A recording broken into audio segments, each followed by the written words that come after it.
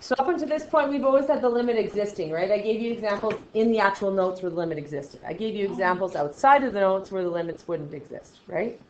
But here, we're going to look at ones where the graph can be continuous from the left, the graph can be continuous from the right, but the limit may not exist. All right? So once again, this one here is saying use a graph to investigate the limit as x approaches 0. So I'm going to have to find out what the limit is as x approaches 0 from the left.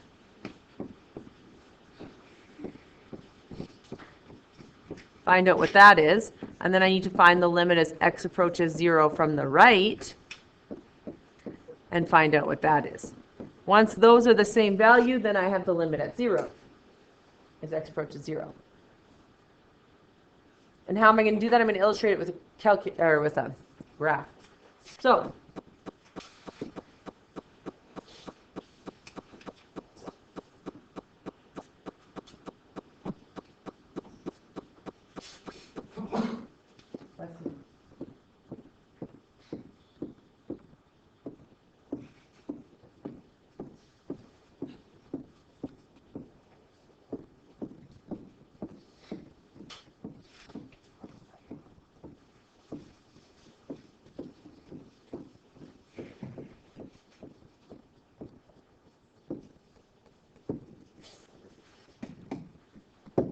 okay, this graph has two pieces, because it's a piecewise function, it has two pieces. It says the graph is the equation f of x equals x when x is less than 0. So we have the line at x, y equals x. The line y equals x is the identity line, right? It's the one that we use to check how many invariant points there are on the inverse graphs. It's the line y equals x. Well, the line y equals x carries from negative 100, all the way to positive 100, or negative infinity, which isn't a real thing, positive infinity. But it would carry on for life, right? Now, so we just want that line when x is less than 0. Does it have an equal to sign?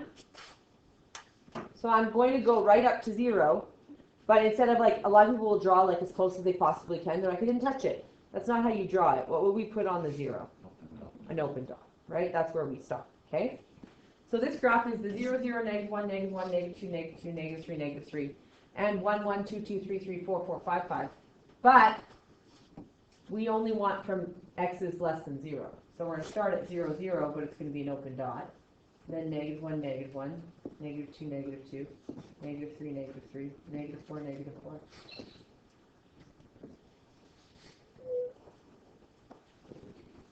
And you're going to make a perfectly straight line, because I would if I had a piece of paper and I'd put a ruler on it. Bring great joy to my heart. Okay? The other piece says f of x equals 1 when x is greater than 0. That's the same as saying like y equals 1. Y equals 1 is a what kind of line?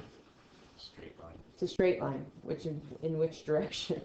Kind of straight line. Horizontal straight line. Yeah. So is it equal to at 0? No. So once again, we have a horizontal line at y equals 1, but we're going to have an open dot and then a horizontal line. Pretend that's perfectly horizontal. And a tiny bit of a slope. It's supposed to be perfectly horizontal. Does the limit at 0 exist? How do we say that it doesn't? What do we have to do to prove it?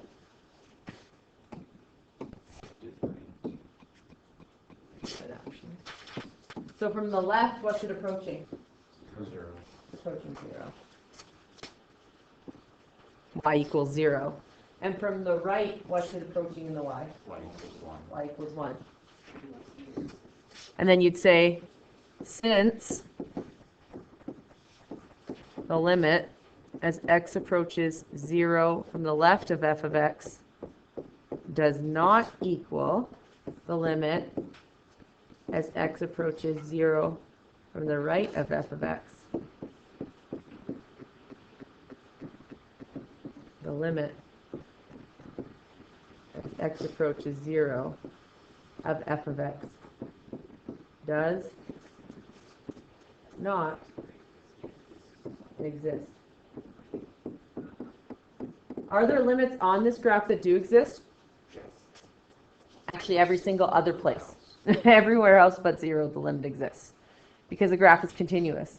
And whenever your graph is continuous, the limit there will exist because the value there exists, and therefore they approach the same thing from the left and the right and at the value. Do you agree? Okay. Now we can prove using a numerical approach because they ask us to do, we have to be able to explain to you that you're learning it in a numerical approach in the AP Calculus curriculum. So everyone type it in. So we would get, for this part, what would we type it into? Y equals what? For this part, we would type it into y equals x. For this part, we would type it into, we hope we're not typing it in, but we would, y equals 1. So these would all be 1. This does not. Now, where would x equals 0 exist? What would have to have happened up top? One of the equations would have to have had an equal sign, at least, right? But there wasn't an equal sign, so it's out. Now, we actually don't have to type any of these in your calculator, just so you know. When you have y equals x, what happens? Your y equals your x. So if my x is this, my y is also that.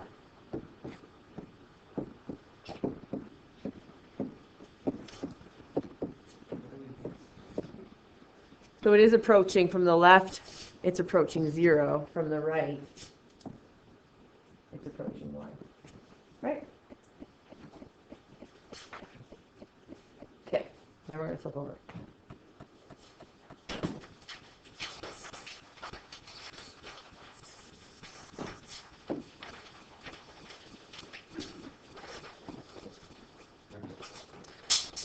So we have a theorem.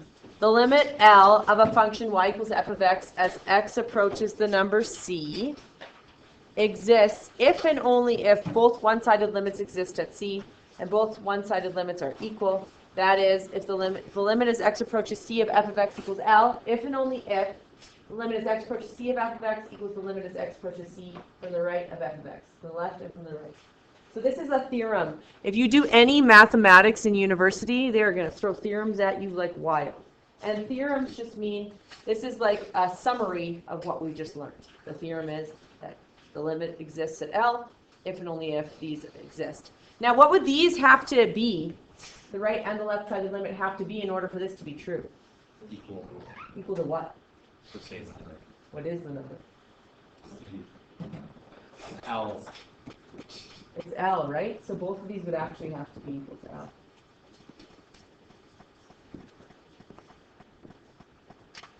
So theorems don't use numbers, right? Theorems use variables. So here we have a one-sided limit is used to describe the behavior of a function such as f of x equals the square root of x minus 1 near x equals 1. Since the domain of f of x is greater than or equal to 1, which we just learned in radicals, so we know that we can't have negatives underneath our square root symbol, right? And we know that the x value comes from the horizontal translation and the range comes from the vertical translation. The only thing that can move that 0, 0 is the horizontal and vertical translation. What's the only thing that can make it less than instead of greater? The reflections, right?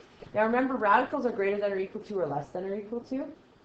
The only thing that isn't equal to is when you look at logs and exponentials, because they have that asymptote where it has to be above or below, right? But radicals, it's greater than or equal to or less than or equal to. We have equal to signs. I know people were getting that confused. So here it says the left-handed limit as x approaches 1. So the left-handed limit as x approaches 1 from the left of f of x makes no sense. There is no graph on the left, right? But the limit as x approaches 1 from the right of f of x is 0. Suggests how f of x behaves near and to the right. So sometimes there's a limit on the left, but not on the right. Do you agree?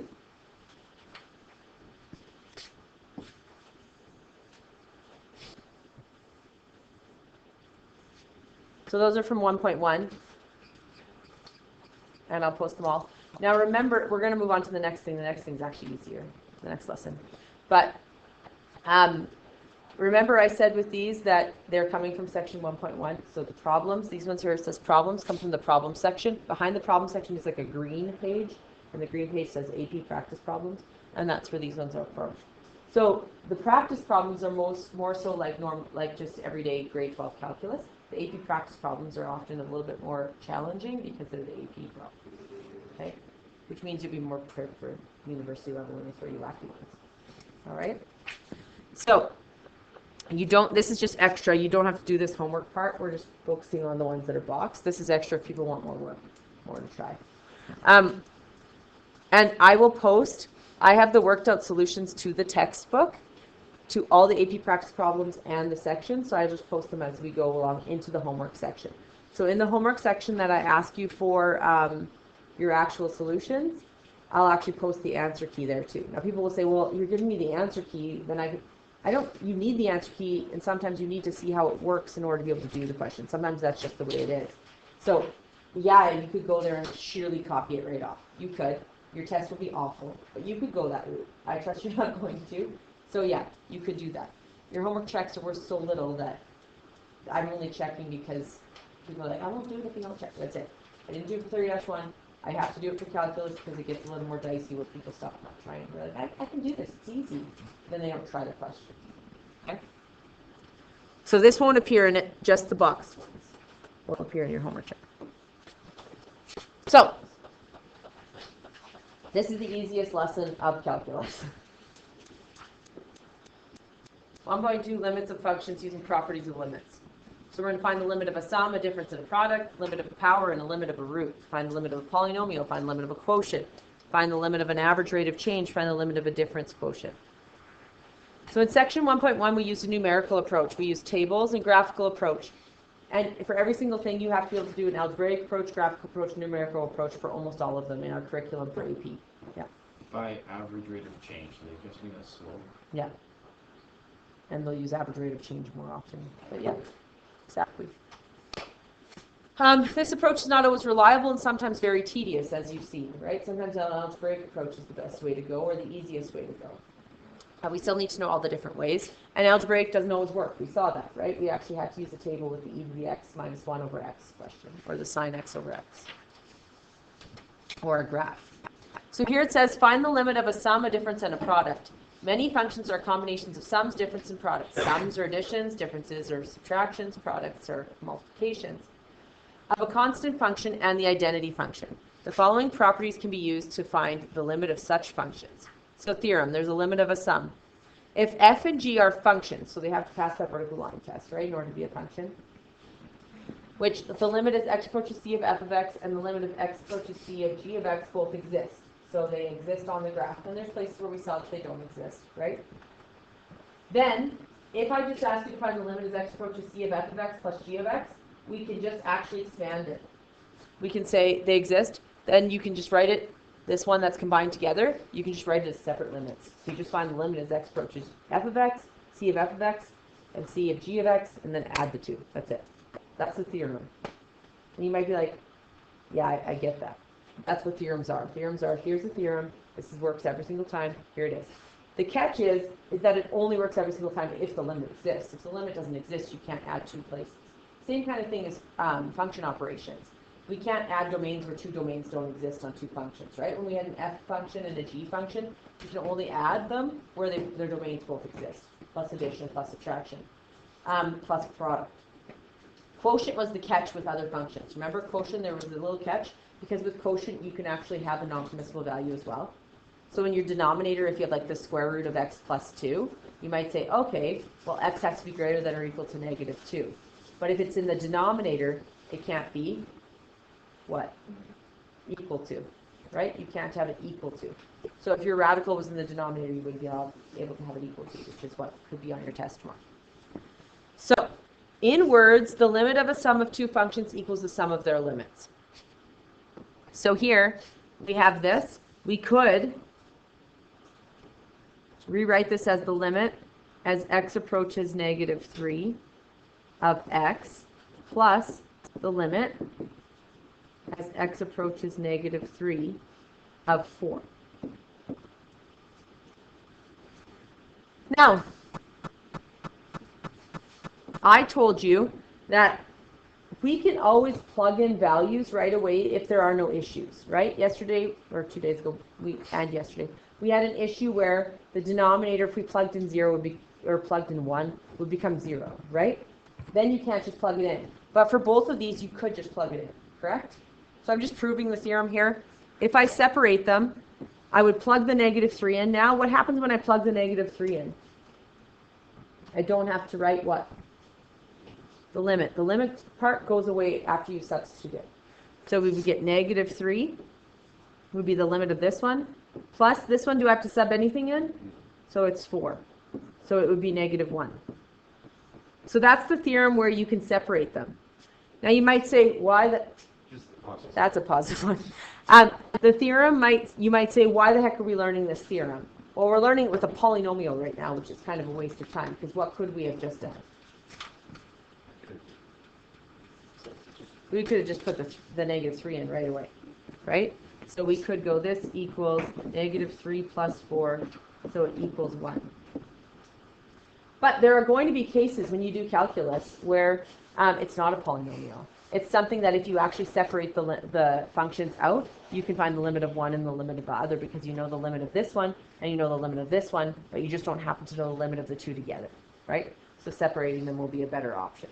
This one, not obviously the case, but we will start off with easier examples. So same thing as the theorem of limit of a difference.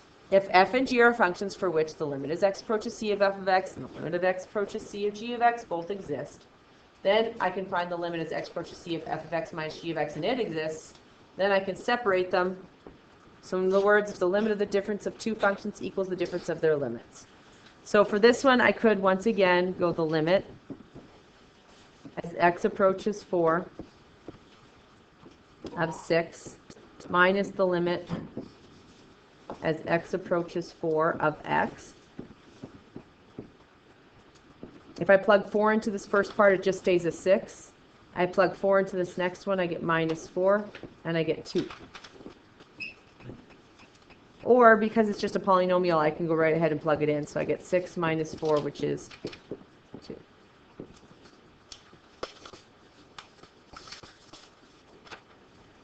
Weird, theorem of a product.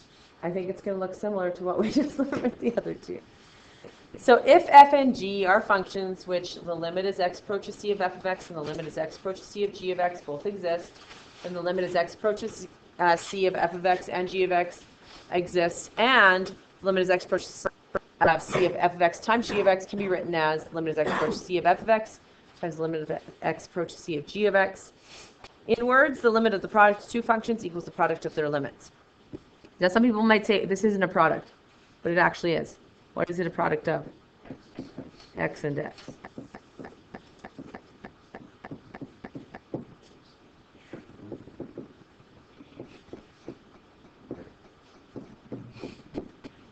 We plug our 3 in, we get, whoops, the board's been so good to me recently. We plug our 3 in, we get 3 times 3, which is 9. Oops, I don't know why I just... So I'd go 3 squared, which is 9. B is also a product because it's -4 times x, so I could separate it.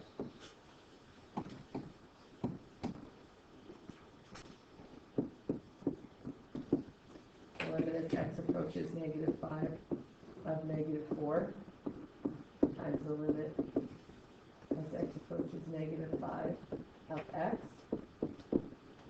So I'm going to get -4 times -5, which is 20. And then this one I could plug in.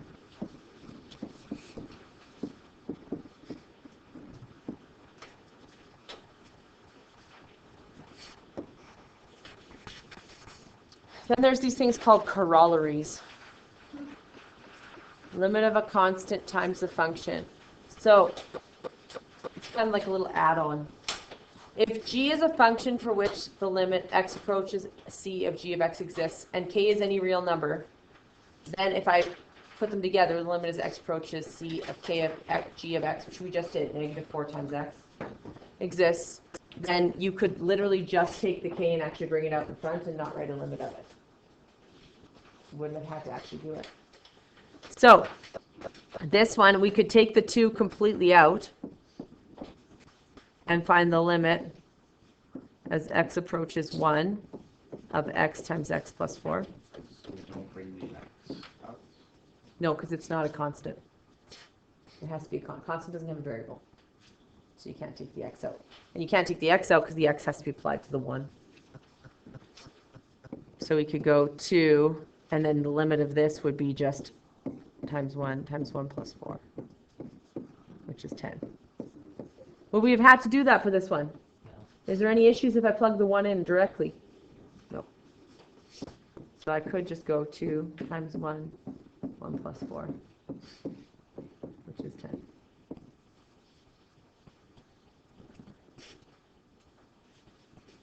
Did 2 from the right change anything? No.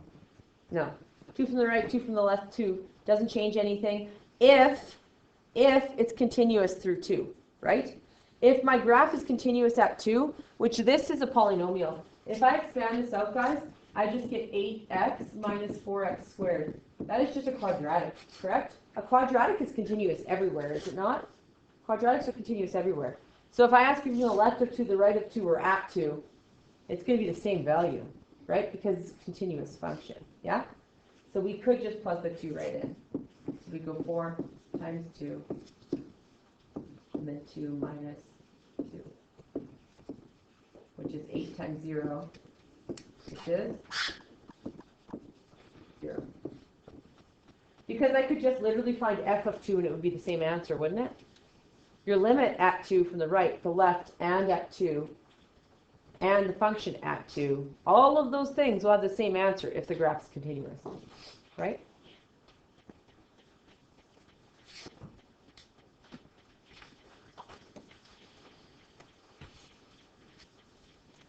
All right, we're going to deal with example 5 on Friday. We're going to finish this lesson up on Friday. If you want to, you can start working on the section 1.1 questions.